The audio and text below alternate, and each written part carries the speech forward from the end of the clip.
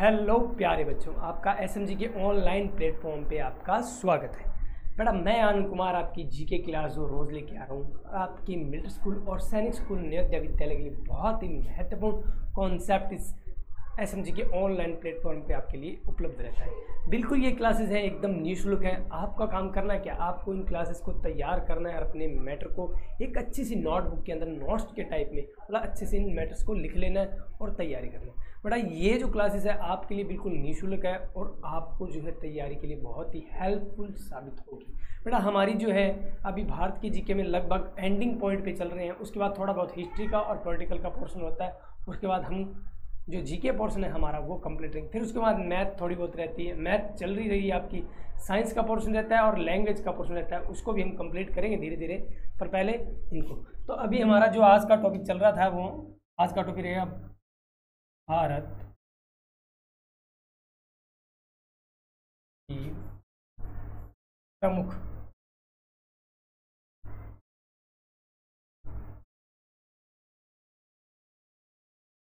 फसलें।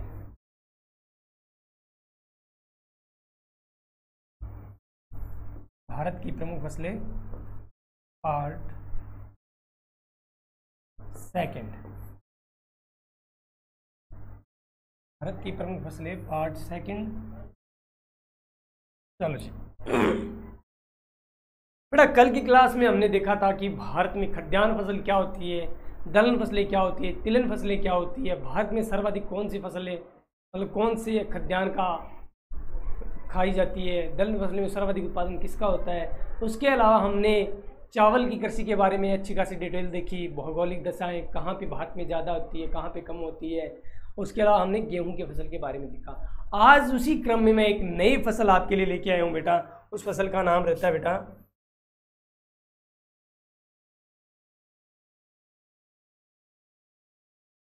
उस फसल का नाम रहता है कपास।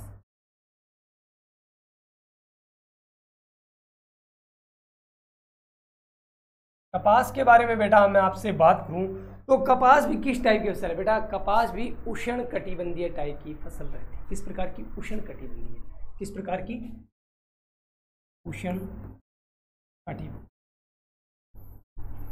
कपास उष्ण कटिबंधीय टाइप की फसल है। तो उष्ण कटिबंधीय टाइप की फसल है तो बेटा तापमान जो है इसके लिए लगभग 20 से 21 सेंटीग्रेड से मान लो 21 से 25 सेंटीग्रेड के मध्य इसको तापमान की आवश्यकता रहती है।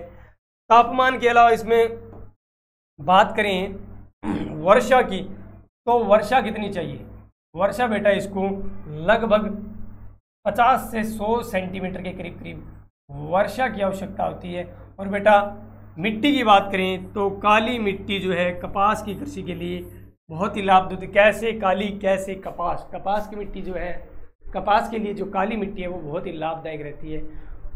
बात कर लें इसके अंदर जो है 210 दिन जो है जब इसकी डोडियाँ पकती है, डोडी मतलब इसके ऊपर जो कपास के पौधे के ऊपर छोटे छोटे डोडी सी लगती है जिससे अपने कपास का जो पुष्प निकल के आता है। तो ये डोडियाँ पकते समय जो पाला रहित 210 दिन जो है पाला रहित होना चाहिए। पाला मतलब सर्दियों के मौसम में आपने देखा पत्तों के ऊपर बर्फ की पतली परत सी जम जाती है सुबह सुबह के। यदि पार्क वगैरह में घूमने के लिए जाओगे जो घास होती है उसके बर्फ ये पानी की बूंदें आती है, वो पानी की बूंदें ठंड की वजह से जमने लग जाती है।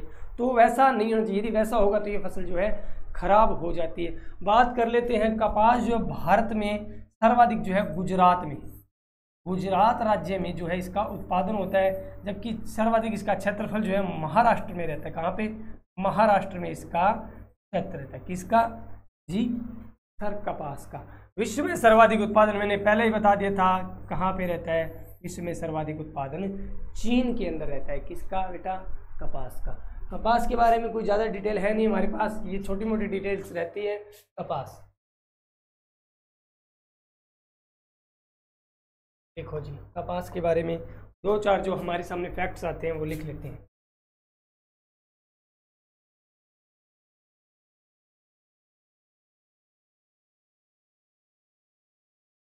कपास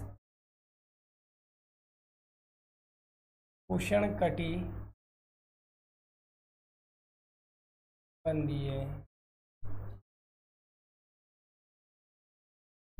उष्ण कटिबंधीय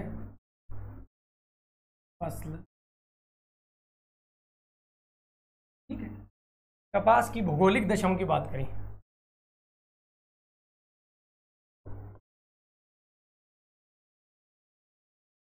कपास की भौगोलिक दशाओं की बात करें,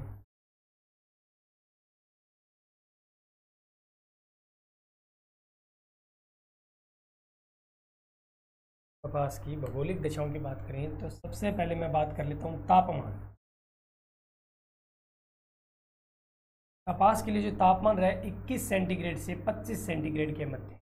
गर्मियों की फसल है, 21 से 25 सेंटीग्रेड जो है इसके लिए विकास के लिए तापमान जो है आवश्यक है। वर्षा की बात करें,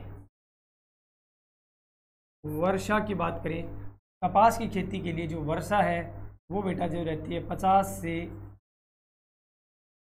100 सेंटीमीटर वर्षा।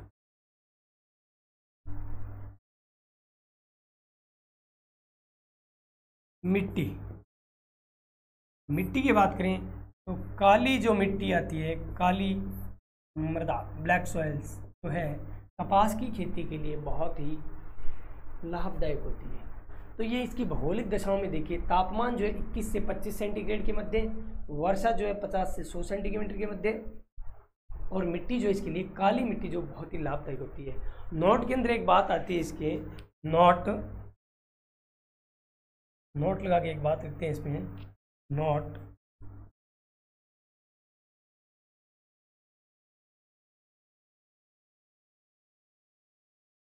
रोडी नोट 2 से 10 दिन 210 दिन पाला रहित होने चाहिए। कितनी? 210 दिन पाला रहित होने चाहिए। बात कर लेते हैं भारत में सर्वाधिक उत्पादन। भारत में सर्वाधिक उत्पादन प्लस में क्षेत्रफल। उत्पादन की बात करें तो भारत में सर्वाधिक उत्पादन होता है गुजरात में।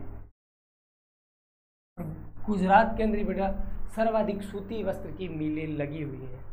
क्षेत्रफल की सर्वाधिक बात करें तो इसमें क्षेत्रफल जो रहता है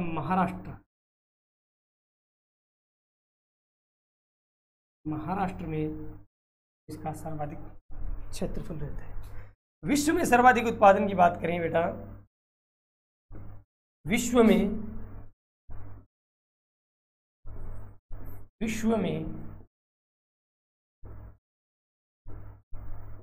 सर्वाधिक उत्पादन, विश्व में सर्वाधिक उत्पादन की बात करें बेटा, विश्व में जो सर्वाधिक उत्पादन होता है वो होता है चीन। कहाँ पे? तो ये हमारे सामने जो है कपास की फसल की महत्वपूर्ण बातें आ गई। कपास उष्ण कटिबंधीय फसल है। भौगोलिक दशाओं की बात करें तो तापमान 21 से 25 सेंटीग्रेड के मध्य। वर्षा की बात करें बेटा 50 से 100 सेंटीमीटर वर्षा की आवश्यकता होती है। मृदा जो इसके लिए काली मिट्टी जो है विशेष रूप से लाभदायक रहती है। 210 दिन जो है पाला रहित होनी चाहिए। भारत में सर्वाधिक उत्पादन जो है गुजरात और महाराष्ट्र में होता है। विश्व में सर्वाधिक उत्पादन जो है कहाँ पर होता है बता दी है, चीन में होता है। बेटा मैंने बात की थी गेहूं की, विश्व में सर्वाधिक उत्पादन चीन में होता है। चावल का भी सर्वाधिक उत्पादन चीन में होता है। और आज हमने किसकी बात की? विश्व में सर्वाधिक उत्पादन ये जो है कपास की, वो भी कहाँ पे होता है? चीन में होता है। चलो बेटा एक नेक्स्ट फसल की बात करते हैं, वो आती है चाय। नेक्स्ट जो आपके सामने एक और फसल आ रही है भारत की, वो है चाय। बेटा चाय तो लगभग हर बच्चे ने पी होगी। कुछ अच्छे बच्चे होते हैं वो चाय नहीं पीते होंगे, पर चाय के बारे में भी आप अच्छी तरह से जानते हो। घर में जो चाय बनती है उसी की खेती की जाती है, उसी की खेती की जाती है। चाय की खेती कहाँ पे की जाती है, वर्षा कितनी है, ये हम देखते हैं। चाय बेटा उष्ण आर्द्र फसल है। क्या? चाय की जो फसल है बता देता हूँ,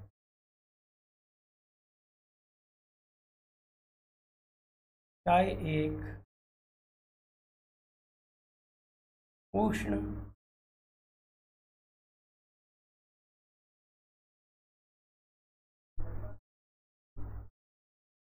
आर्द्र फसल। चाय एक उष्ण आर्द्र फसल है, मतलब गर्मियों में ज़्यादा आर्द्रता, मतलब बारिश अच्छी खासी चाहिए। चाय की खेती के लिए बारिश बहुत ज़्यादा चाहिए। बात कर लेते हैं वर्षा की। बात करते हैं चाय की खेती के लिए जो भौगोलिक दशाएं हैं उसमें हम चर्चा करें। भौगोलिक दशाएं,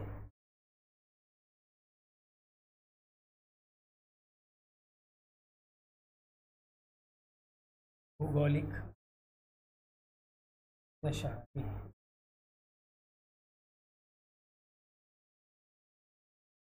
भौगोलिक दशाओं में बात करें चाय के लिए, भौगोलिक दशाओं की हम बात करते हैं चाय के लिए,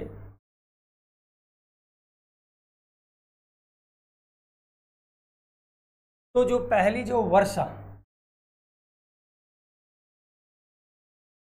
की बात करें तो 200 से 250 सेंटीमीटर, कितनी, 200 से 250 सेंटीमीटर बरसात की होती है, और वो भी वर्ष भर नियमित, वर्ष भर नियमित, वर्ष भर नियमित बारिश की आवश्यकता रहती है। क्या बेटा, वर्ष भर नियमित बारिश की आवश्यकता रहेगी। चलो जी, बात करते हैं तापमान। चाय की खेती के लिए जो तापमान है 25 सेंटीग्रेड से 30 सेंटीग्रेड तापमान की आवश्यकता रहती है। भूमि बेटा कैसी होनी चाहिए, भूमि जो है ढालू। श्रमिकों की बात करें,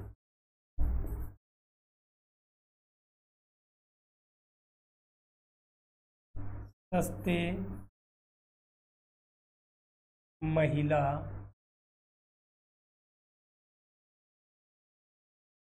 करके, सस्ती महिला से। बेटा चाय का जो होता है सिस्टम क्या रहता है, चाय एक पौधे के रूप में होता है, और चाय की जो पत्ती, उस पौधे की जो पत्तियां होती हैं, उन एक एक पत्ती को मतलब महिलाओं के द्वारा हाथ से तोड़ा जाता है, उससे हमारी जो चाय तैयार होती है। चाय पहले जो है महिलाओं के द्वारा, जो बड़े बड़े गार्डन होते हैं चाय के, उनमें महिलाओं के द्वारा हर पौधे से पत्तियों को एक एक करके तोड़ा जाता है, और उस पत्तों को बाद में सुखा करके फैक्ट्रियों में तैयार करके फिर चाय का रूप दिया जाता है। जो हमारी पैकिंग चाय आती है वो सीधे पत्तों को मतलब उनको सुखा करके तैयार किया जाता है। तो बेटा चाय के लिए महिला श्रमिकों की आवश्यकता विशेष रूप से बोली गई है, क्योंकि महिलाएं जो है धैर्यशील होती हैं और धीरे धीरे एक पत्ते को तोड़ते थे। आप जो है, जो भी आप यूट्यूब वगैरह उन पे देखना, चाय के गार्डन या चाय के गार्डन में महिलाएं कैसे पत्ते तोड़ती है, देखना बहुत ही अच्छे। लोग विदेशों से चाय की जो खेत होते हैं देखने के लिए आते हैं। और चाय के खेतों के लिए एक विशेष रूप से बात, चाय के खेत जो है हमारे जो सीधे समतल धरातल पे जो है खेती नहीं की जा सकती। चाय की खेत है जो पहाड़ियों की ढालों पे की जाती है। कारण चाय का जो पौधा होता है उसके अंदर यदि जल या पानी जो खड़ा रह जाता है तो चाय का पौधा जो है गल जाता है, खराब हो जाता है। उनको वर्षा अच्छी खासी चाहिए, मैंने बताया था 200 से 250 सेंटीमीटर वर्षा की आवश्यकता होती है वर्ष भर नियमित। ऐसा नहीं है 2 महीने हो गए बाद में ना हो, पूरे साल उनको बारिश की आवश्यकता रहती है। और कंडीशन ये भी रहती है कि भूमि ढाली रहनी चाहिए। यदि भूमि ढालू नहीं समतल होगी तो पानी यदि उनके पौधों में खड़ा रह गया तो वो पौधे जो है गलकर खराब हो जाते हैं, नष्ट हो जाते हैं। तापमान उसको 25 से 30 ढालू भूमि और सस्ती महिला श्रमिक की है। उसकी कुछ भौगोलिक दशाएं रहती है, आपको बता दिए एक किस प्रकार की फसल है, उष्ण आर्द्र प्रकार की फसल रहती है। बात करते हैं चाय के उत्पादन की। चाय का उत्पादन क्षेत्र, उत्पादन क्षेत्र, चाय के उत्पादन क्षेत्र की बात करें हम, चाय के उत्पादन क्षेत्र की बात करें,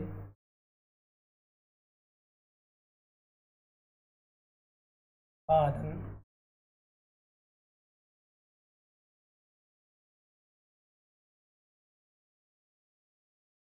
चाय के उत्पादन क्षेत्र की हम बात करें बेटा, तो चाय का जो उत्पादन होता है जो है भारत के उत्तरी पूर्वी भारत में,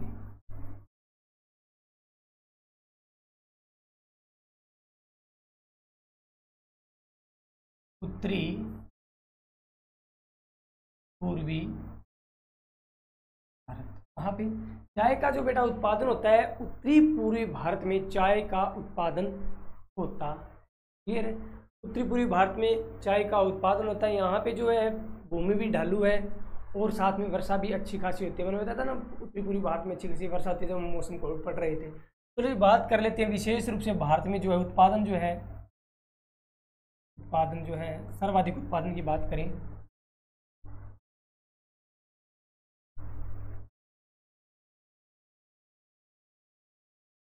सर्वाधिक उत्पादन भारत में सर्वाधिक जो उत्पादन होता है असम, पश्चिमी बंगाल और 3 नंबर पे तमिलनाडु।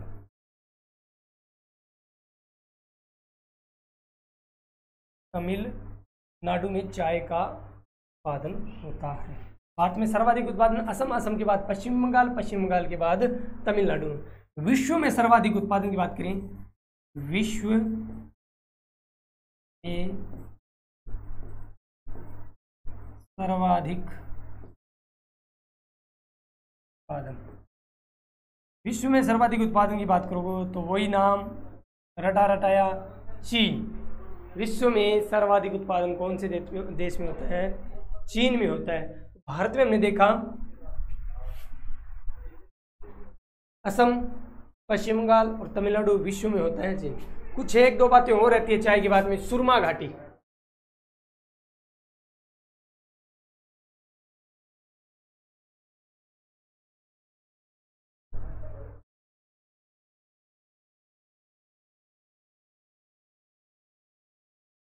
सुरमा घाटी कहाँ पे है?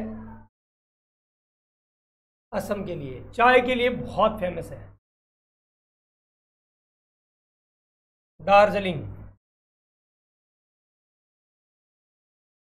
कहाँ पे? पश्चिमी बंगाल।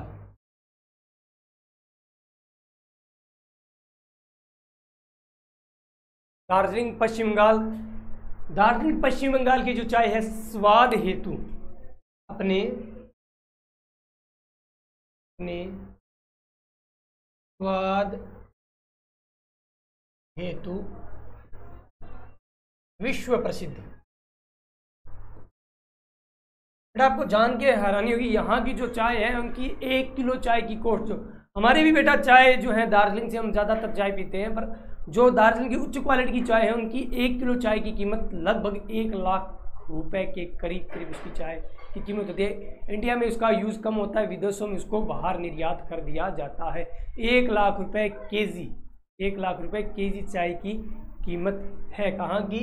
दार्जिलिंग की जो उच्च क्वालिटी की चाय है। बहुत सारी चाय होती है दार्जिलिंग के गार्डन्स के अंदर, पर जो बहुत बेहतरीन क्वालिटी की चाय है उनकी कीमत बता रहा हूँ कहाँ तक, 1 लाख रुपए पर केजी के हिसाब से।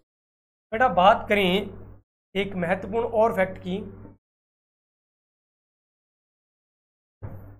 विश्व में चाय का सर्वाधिक उपभोग, विश्व में चाय का सर्वाधिक उपभोग की बात करें, उपभोग मतलब विश्व में सर्वाधिक जो चाय पीने वाले लोग जो हैं कहाँ पे हैं? भारत में हैं। कहाँ पे हैं? भारत, हिंदुस्तान के अंदर लोग जो है चाय सर्वाधिक पीते हैं। तो विश्व में सर्वाधिक चाय का उपभोग कहाँ पे है? बेटा भारत में। तो ये हमारे सामने कुछ चाय के जो है महत्वपूर्ण फैक्ट्स हमने देखे। ओके, चलो जी। चाय के बाद एक और फसल आती है मेरे सामने, कवहा।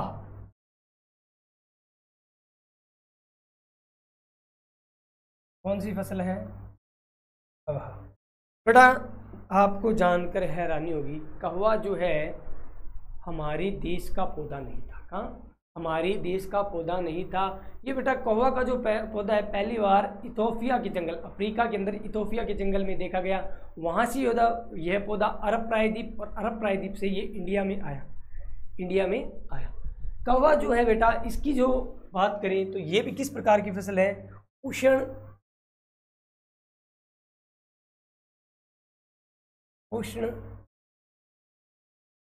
आर्द्र जलवायु की फसल, उष्ण आर्द्र जलवायु की फसल है। बात करें भौगोलिक दशाओं की,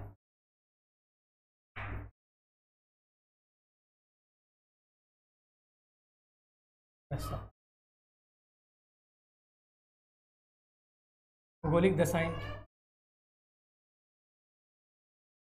सबसे पहले भौगोलिक दशाओं में बात करता हूं तापमान। सबसे पहले वर्षा लेते हैं बेटा, वर्षा।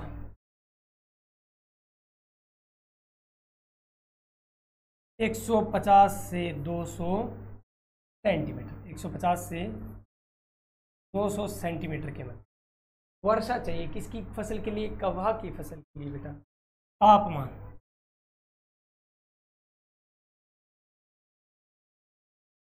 तापमान की बात करें तो 30 सेंटीग्रेड तक, 30 सेंटीग्रेड तक तापमान।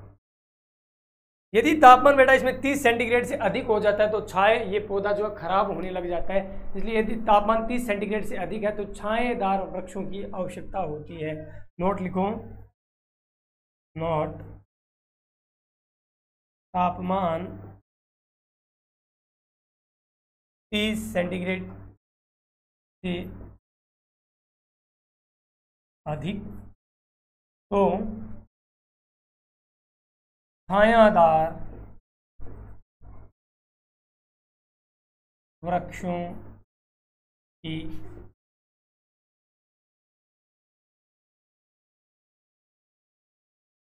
तापमान 30 सेंटीग्रेड से अधिक तो छायादार वृक्षों की आवश्यकता रहती है। वर्षा देखी, तापमान देखी, ऊंचाई,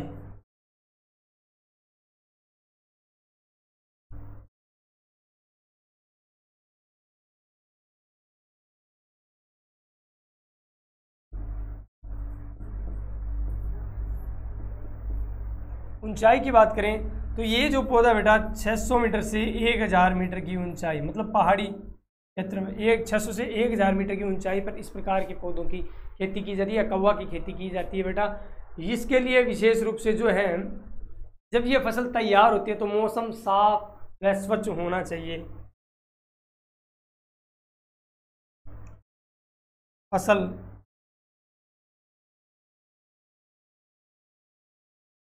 पकते समय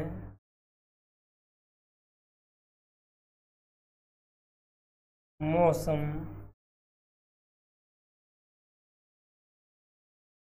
साफ व स्वच्छ होना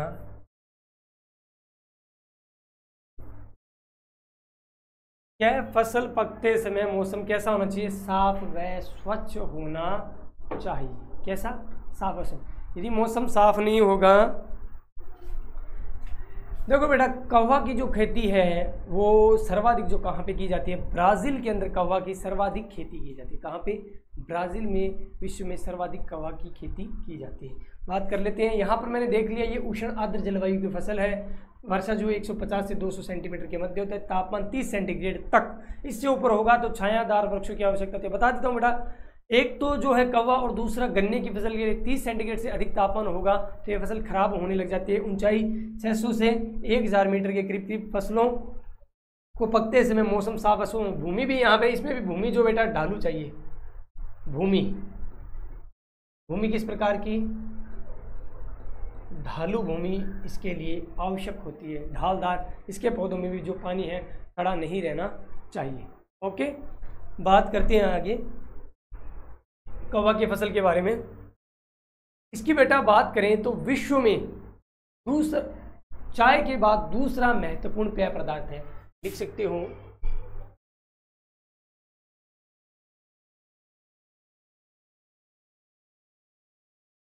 चाय के बाद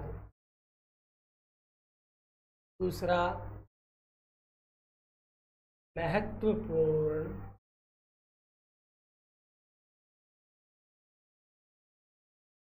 पेय कौन सा? कहवा। कहवा की किस्मों के बारे में बात करें, कहवा की किस्मों के बारे में बात करें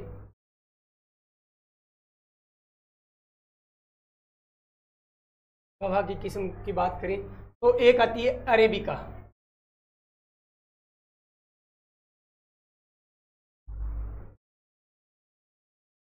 रिबेरिका, और एक आती है रोबोस्टा। रोबोस्टा बेटा भारत में सर्वाधिक इस किस्म का उपयोग किया जाता है। अरेबिका का भारत में सर्वाधिक। विश्व में सर्वाधिक उत्पादन की बात करें, विश्व में सर्वाधिक उत्पादन कहाँ पर होता है बेटा? ब्राज़ील के अंदर। ब्राज़ील के लोग भी काले और कॉफ़ी भी काली नहीं बोल सकते, चॉकलेटी कलर की होती है, पर ब्राज़ील के लोग भी चॉकलेटी कलर के मान लो एक बार। तो विश्व में सर्वाधिक उत्पादन कहवा का कहाँ पे होता है? ब्राज़ील के अंदर होता है। भारत में सर्वाधिक उत्पादन, भारत में सर्वाधिक उत्पादन की बात करें तो भारत में बेटा सर्वाधिक उत्पादन जो होता है वो होता है बेटा कर्नाटक। भारत में सर्वाधिक उत्पादन कहाँ पे होता है? कर्नाटक में होता है।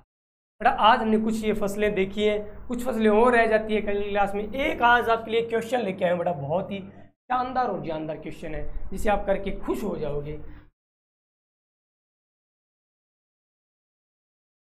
भारत में सर्वाधिक खाया जाने वाला अनाज कौन सा? ऑप्शन ए गेहूं, ऑप्शन बी बाजरा, ऑप्शन सी चावल, ऑप्शन डी। तो आपका बेटा बहुत ही हंसते खेलते हुए आंसर आ जाएगा कि विश्व में सर्वाधिक की बात करें या भारत में सर्वाधिक की बात करें तो भारत में सर्वाधिक जो बेटा है कौन सी फसल खाई जाती है, कौन सी खाद्यान्न? ये बेटा चावल जो है भारत में सर्वाधिक खाया जाता है। आराम से करोगे, कोई दिक्कत नहीं है। चलो जी अब करते हैं एक छोटी सी रिवाइज जिसमें आपको पता लग गया हम भारत की फसलें पढ़ रहे हैं। पार्ट 2 हमने देखा आज बेटा भारत में जो है पहली जो फसल आती है कपास की फसल आती है। कपास किस प्रकार की है? उष्णकटिबंधीय फसल है। तापमान देख लेना 21 से 25 के करीब, वर्षा जो है 100 सेंटीमीटर। काली मृदा जो इसके लिए लाभदायक है। भारत में सर्वाधिक उत्पादन गुजरात में, विश्व में, चीन में। चलो जी आगे चलते हैं। चाय के बारे में, चाय की चुस्की आपने भी ली होगी। उष्णकटिबंधीय आर्द्र फसल है। 200 से 250 सेंटीमीटर भूमि जो ढालू चाहिए, वर्ष भर नियमित वर्षा, सस्ती, महिला श्रमिक जो इसके लिए लाभदायक रहती है। बेटा उसके बाद बात करें इसका उत्पादन जो है असम के अंदर सर्वाधिक उत्पादन होता है किसका? चाय का, और बंगाल, पश्चिमी बंगाल में। विश्व में वही चीन रहता है, भारत के उत्तर पूर्वी हिस्से में। बेटा बात करें दार्जिलिंग की चाय अपने स्वाद हेतु विश्व प्रसिद्ध है, मैंने आपने बात कर ली थी। चलो जी भारत में सर्वाधिक चाय पीने वाले लोग हैं। कहवा की बात करें बेटा, कहवा की बात करें तो उष्ण आर्द्र जलवायु की फसल है। भौगोलिक दशाएं ये आपको 30 सेंटीमीटर से अधिक तापमान चाहिए, भूमि ढालू, साफ व स्वच्छ मौसम चाहिए। इसकी कुछ किस्में अरेबिका, लिरेबिका, रोबेस्टा कुछ किस्में रहती हैं। ब्राज़ील में सर्वाधिक उत्पादन होता है। विश्व स्तर में भारत में जो होता है कर्नाटक में कहवा का उत्पादन होता है। नेक्स्ट हम बात करें तो भारत में एक प्रश्न आया था कि भारत में सर्वाधिक खाए जाने वाले खाया जाने वाला फसल कौन सी है, तो हमने बता दिया था कि भारत में सर्वाधिक जो है चावल जो है भारत में सर्वाधिक खाया जाता है। भारत के 60% जो लोग हैं चावल खाते हैं। बेटा इस प्रकार आज हमने भारत की कुछ फसलों को देख लिया है। नेक्स्ट क्लास में और कुछ फसलें बाकी रहती है, उनको कंप्लीट करते हुए हम आगे का काम करें। तो आप तब तक के लिए नोट्स बनाते रहिए, चैनल को लाइक सब्सक्राइब शेयर करते रहिए, और मैं दोबारा आपके साथ कल आपसे मिलने के लिए आता हूँ। तब तक के लिए जय हिंद जय भारत।